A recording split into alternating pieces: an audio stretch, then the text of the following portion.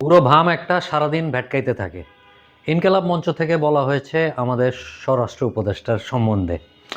আবার এটাও বলা হয়েছে, শুনলাম আপনি নাকি পদত্যাগ করছেন। এক পাও নড়তে পারবেন না যতক্ষণ না পর্যন্ত হাদির খুনিকে আইডেন্টিফাই করা যাবে এবং এটাকে বিচারের আয়তায় আনা হবে। এটাই তাদের বক্তব্য। আবার অপরদিকে সাংবাদিকরা আজকে যখন স্বরাষ্ট্র উপদেষ্টার অফিসে গেলেন, তাকে বলা হইল আপনি নাকি পদত্যাগ করছেন। তখন তিনি বললেন, পদত্যাগ করলে কি আর আমি এখানে বসে আছি? তারপর বলা হলো যে এই হাদির খুনি এরা কোথায়? তিনি এমন একটা উত্তর দিলেন যা শুনে আসলে মানুষ বিস্মিত হবে না কি হবে আমার বলা নাই, আমি বিস্মিত হয়েছি আর কি। তো সেখানে তিনি বলেছেন, কোথায় আছে জানতে পারলে তো আমরা তাকে ধরেই ফেলতাম। আরেকটা ইন্টারেস্টিং কথা বলেছেন যে মানে সাংবাদিকরা যখন তাকে জিজ্ঞাসা করছিল তিনি কি ভারতে পালিয়েছেন, তিনি বললেন ভারতে বৈধ পথে যায় নাই নিশ্চয়ই, এই জন্য আমি বলতে পারবো না। ভারতে যদি বৈধ পথে যেত তাইলে হয়তো উনি বলতে পারতেন। বক্তব্যটা অনেকটা এইরকমই। এর মধ্যে গত দিন ডেইলি স্টার এবং প্রথম আলোর উপর যেই অ্যাটাক হলো, ওখানে নিউ এজ পত্রিকার সম্পাদক নুরুল কবির সাহেব গিয়েছিলেন এবং তিনি মোটামুটি হেনস্থার শিকার হন। তো উনি একটা ইন্টারভিউতে বলছিলেন যে তিনি জীবনেও 5 মিনিটে এতগুলো মন্ত্রীকে কখনো ফোন দেন নাই, এবং 5 মিনিটে যত কয়টা মন্ত্রীকে ফোন দেওয়া হয়েছে তার ফলশ্রুতিতে উনি যে রেসপন্সটা ওই মন্ত্রীদের কাছ থেকে পেয়েছেন সেটি হলো তারা বিহ্বল। অর্থাৎ তারা নিজেরাও জানে না কি করতে হবে এই সিচুয়েশনে। তো ইন্টারেস্টিং এক গভর্নমেন্ট এই মুহূর্তে বাংলাদেশকে পরিচালনা করছে।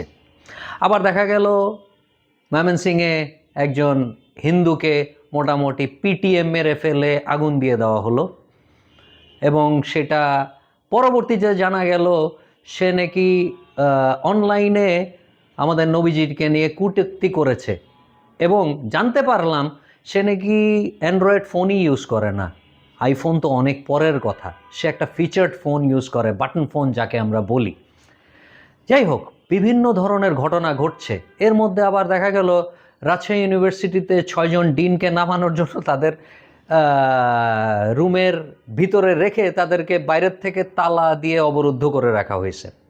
এখন এই ক্ষেত্রে আবার সেই রাকসুর নেতারা বলছে তাদেরকে গত 6 মাস ধরেই কথা একটার পর একটা ইঙ্গিত দেওয়া হচ্ছে, কিন্তু তারা কোনোভাবেই নড়ছে না।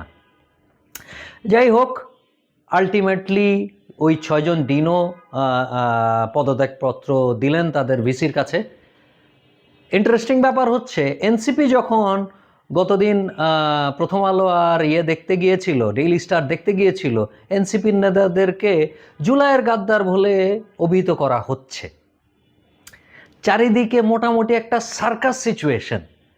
কে যে কি অবস্থায় যাচ্ছে, কে চালাচ্ছে, কিভাবে পরিচালিত হচ্ছে, বাংলাদেশের ডিরেকশন যে এখন কোথায়, অদ্ভুত, কিচ্ছু বলা যাচ্ছে না। এর মধ্যে গতকালকে বিএনপি মানে মিডিয়া কর্মীদেরকে নিয়ে একটি আলোচনা সভা করেছিল। ওখানে মতিউর রহমান সাহেব একটা ইন্টারেস্টিং কথা বলেছিল।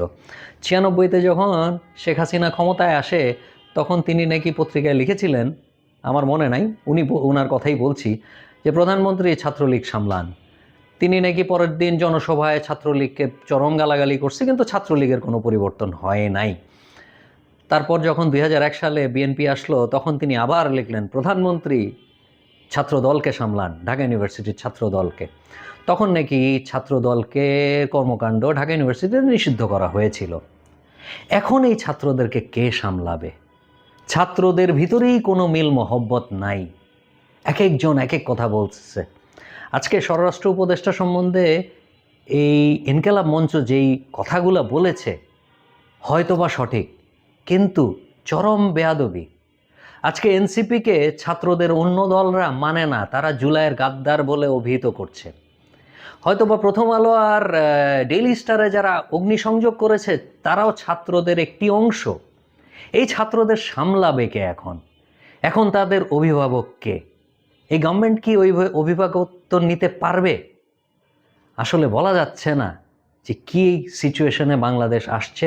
আগামী 2 মাস পরে বাংলাদেশের ইলেকশন। ইলেকশন কি আদৌ সঠিকভাবে হবে? এইভাবে যদি অ্যানার্কি ছড়ায় পড়ে সারা দেশে। আসসালামু আলাইকুম।